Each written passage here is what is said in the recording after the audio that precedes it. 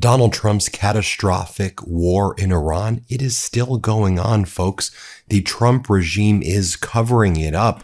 What I just showed you there at the outset of this video, that's video taken from Iran as their Iranian Revolutionary Guard Corps and Navy was launching ballistic missiles and launching other munitions at United States naval ships, as well as at cargo ships and tankers trying to get past the Strait of Hormuz control that Iran now has. And Iran is saying, look, these U.S. naval destroyers were not able to accomplish their mission.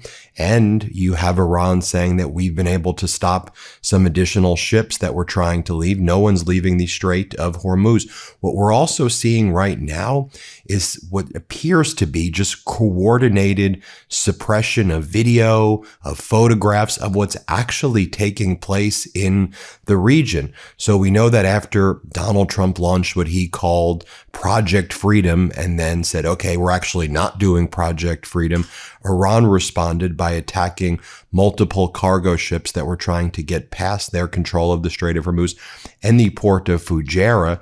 And then as the United Arab Emirates seemingly was working with the United States to launch some attacks on the Qeshm port area of Iran yesterday, Iran responded with its Iranian Revolutionary Guard Corps spokesperson posting the coordinates for Dubai Airport.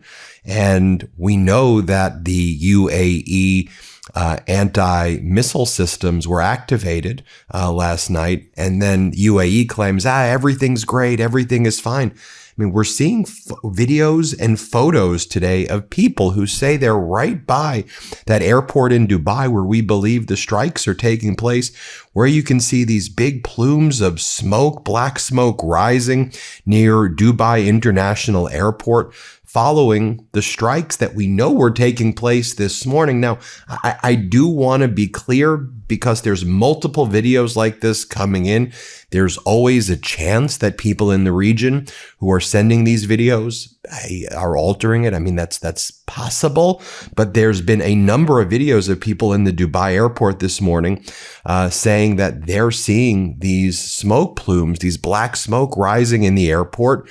And what seems to also be taking place in the UAE, in the region in general, is suppression of any form of, speech about what's actually taking place. If anybody who's posting videos gets arrested, they get thrown in prison. And then, of course, you have all of the disinformation here in the United States from the Trump regime and CENTCOM now, which sadly is lying about everything.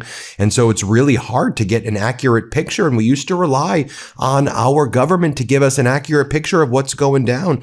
Instead, we're getting these images and videos right now from Dubai, seeing that these Iranian strikes seem to have been, successfully hitting targets right by the airport. Meanwhile, you have Donald Trump posting these weird AI photos of U.S. naval destroyers with like laser beams hitting, I don't know, what appears to be Iranian aircraft. I thought you destroyed the entire Air Force, though, Donald. You're doing AI images of Iranian aircraft. I thought those don't even exist anymore. So Donald Trump posts lasers, bing, bing, gone. And then he posts a photo of himself with Dana White in front of the White House.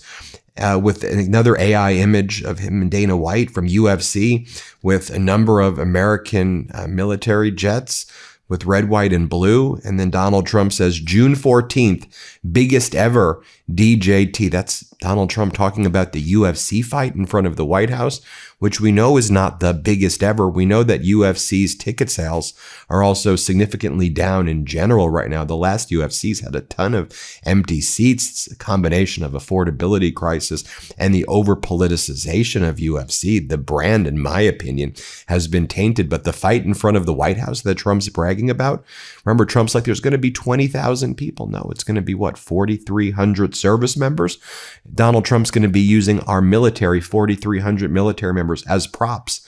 That's it. That's who's showing up to this. 4,300 comped tickets of our military members who are going to be dressed in their military attire so that they can be props as part of Trump's war propaganda.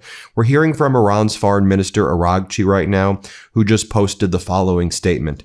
Every time a diplomatic solution is on the table, the U.S. opts for a reckless military adventure. Is it a crude pressure tactic or the result of a spoiler once again duping POTUS into another quagmire? Whatever the cause, the outcome is the same. Iranians never bow to pressure, and diplomacy is always the victim. Also, the CIA is wrong.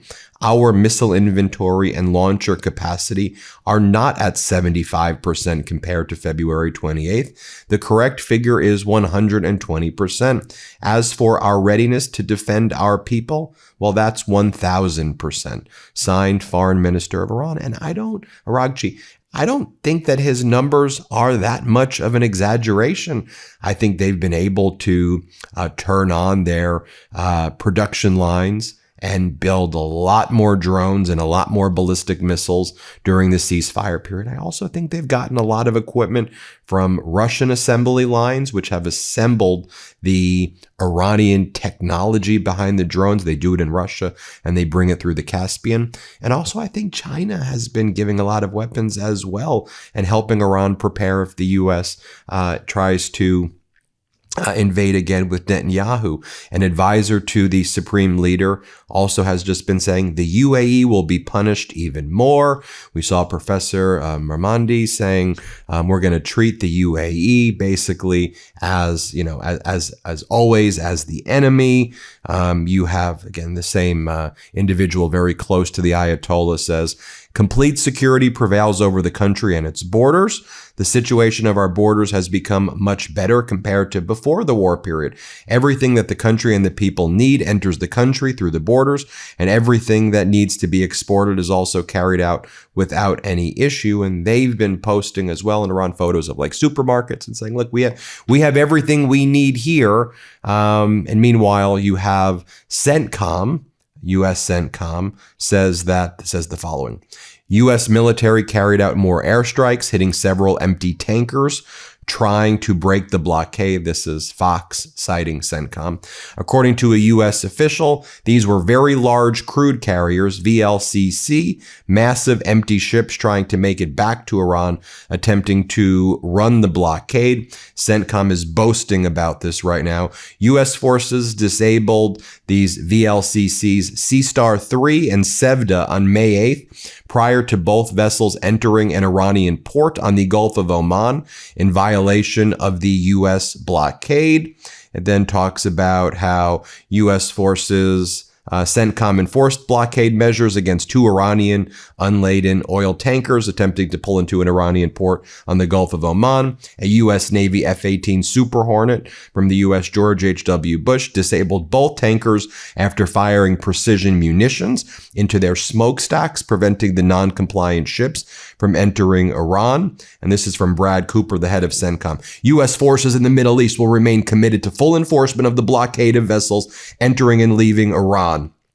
Our highly trained men and women in uniform are doing incredible work. I have no doubt that members of our military are highly trained and do incredible work and are incredibly patriotic people. You're boasting about attacking unladen, very large cargo carrier ships that don't have weapons. You're bragging about being pirates, the proud tradition of the United States Navy.